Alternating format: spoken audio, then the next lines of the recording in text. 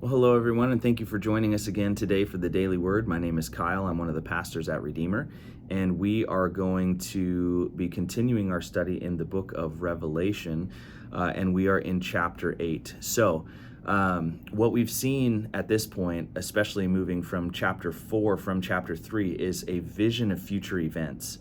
And this is kind of a divinely granted vision where John is assumed into heaven in spirit and shown things that are about to take place.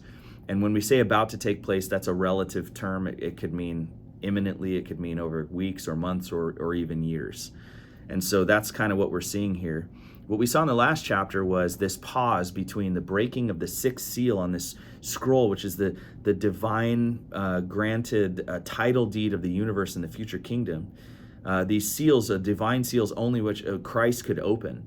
And so of these seven seals, we get to the sixth seal, and the sixth seal kind of exposes for us all the future judgment that's coming, and built into that then is the breaking of the seventh seal, which contains all of the individual judgments, the trumpets and the bowls that will be poured out onto the earth. But before that happened, we saw God commission this evangelism force in chapter 7 of the 144,000 Jews redeemed, 12,000 from each tribe, who through their efforts we saw a multitude that no one could count, who were washed clean in the blood of the Lamb, standing before the throne, worshiping him. And so God is a God of salvation. And so even in the midst of judgment, before all of the chaos is poured out in the second half of the tribulation, we see this mass revival. And that's what we saw in chapter 7. So in chapter 8, what we're seeing here is the inauguration of the second half of the tribulation, and kind of now the details of the poured out bowls and trumpet judgments that we see. And so it begins with trumpets. And as we see here, we see in chapter 8, verse 1, when the Lamb opened the seventh seal, there was silence in heaven for about a half an hour. Now, this is important because heaven has been a scene of joy and of triumph and of excitement. But what's happening here is everyone in heaven realizes what's about to happen. And so the breaking of this seventh seal, there was silence. There was a grim reality of what was about to take place. And so it was a moment of repose and pause, not rejoicing in the destruction of the earth or the wicked, but in realizing the sin that they have committed has incurred the wrath of God, and that is a tragedy. And so this is what is happening. And so after that seventh seal is broken, that now we're unleashing the judgments. And what it says here in verse 2 is, "And then I saw the seven angels who stand before God, and seven trumpets were given to them. And another angel came and stood at the altar with a golden censer, and he was given much incense to offer with the prayers of all the saints on the golden altar before the throne. And in the smoke of the incense with the prayers of the saints rose before God and in the hand of the angel. And then the angel took the censer and filled it with fire from the altar and threw it down on the earth. And there were peals of thunder and rumblings and flashes of lightning and an earthquake." And so before this, the trumpets are even begin to blow, what happens is this image of, again, the imagery, that golden censer bowl be kind of hanging from a chain, and there's some coals in there and incense burning, and it'd be a pleasant aroma. This is the image of the prayers of the saints in worship to God. So what I believe this is those alive on the earth praying to God, asking him for his will to be done.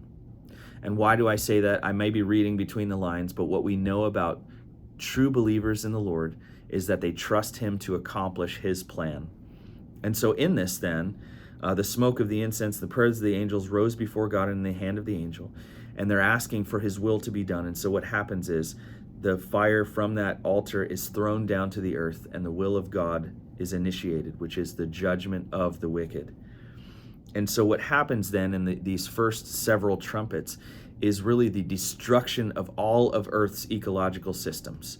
And so it begins with these thunder and rumblings and flashes of lightnings and earthquakes, the destruction, that same earthquake we saw before, the destruction of the world. So now it says in verse 6, "Now the seven angels who had the seven trumpets prepared to blow them. And the first angel blew his trumpet, and there followed hail and fire mixed with blood, and these were thrown upon the earth.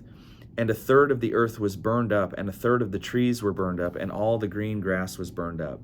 So what we see here is, again, in that earthquake, the destruction of these tectonic plates and volcanoes going off, spewing fire into the air and creating, hail falling down on the earth, and it's this idea of whether it's true blood or whether it's the destruction of the earth kind of mingled with this fire is poured out onto the earth. But what happens is we see a third of the earth scorched, and a third of the trees and kind of biological systems destroyed. All the green grass burned away.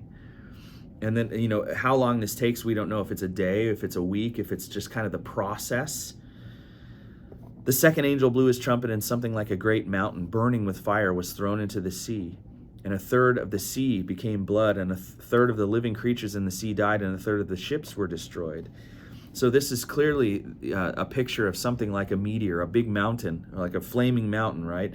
Like a meteor falling to earth and hitting the ocean. And we've seen these destructive movies that kind of show us what that looks like, and this will be far infinitely worse than what that looks like, because a third of the sea will be destroyed, and the sea, in a sense, became blood, whether that's like a red tide where everything dies, and so it's a representative of death, or whether the sea actually turns to blood like the Nile did. Either way, God can do that, and either way, it is a massive destructive judgment.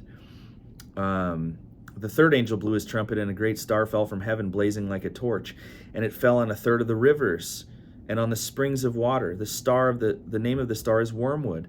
So here we have another destructive meteor or comet falling from the sky and hitting our fresh water source. When I say our, the world's fresh water source, and it destroys the rivers and the spring water. So now, not just the sea, which is not drinkable water, now the fresh water is being destroyed. And a third of the waters became wormwood, which is poisonous, toxic, and many people died from the water because it had been made bitter. The fourth angel blew his trumpet, and a third of the sun was struck. So perhaps a rogue meteor or planet or something hits the sun, destroys part of it. Either way, God's hand wiping out a third of the sun. Now imagine that.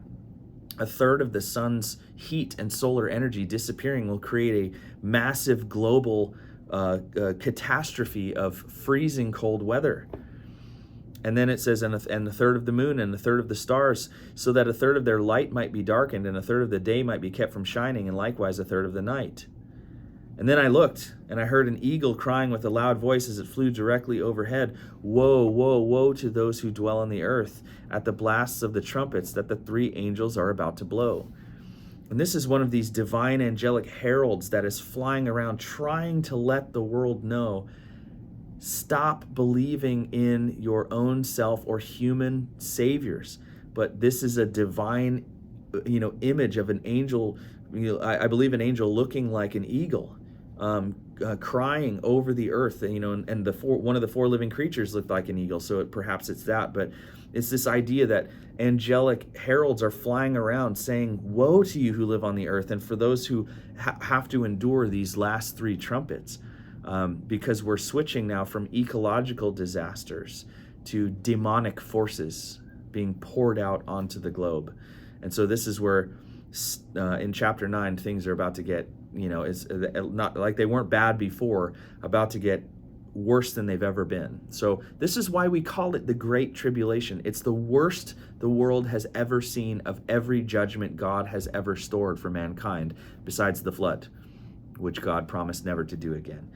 And so we see God being gracious and pouring these out. See, they're divine, they're cosmic scale things that only God could do, but people are going to rationalize them away and say, like, well, this is what happens when we disrespect the environment, and maybe even so far as being fooled by what film and television have told people. This is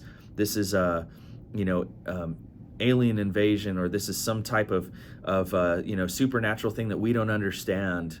And maybe even the angels flying around, they'll think that that's like superheroes or something. I don't know, but man's delusion will be so strong, and clearly the world is setting itself up to make excuses for what it really is, for what is happening rather than what is really happening. And yet even then, this eagle is flying around trying to demonstrate to people, this angelic being, that God's judgment is coming and you must repent. And remember, we still have those who've been saved in the tribulation continuing to evangelize and probably continuing to die in these judgments, making their way to heaven, being washed clean by the blood of the Lamb, and that the saving work of God is continuing even in judgment. So we're kind of in the midst of what's going on here, and we'll pick up next time what's going on with these last 3 judgments in chapter 9 next time. So we'll see you then.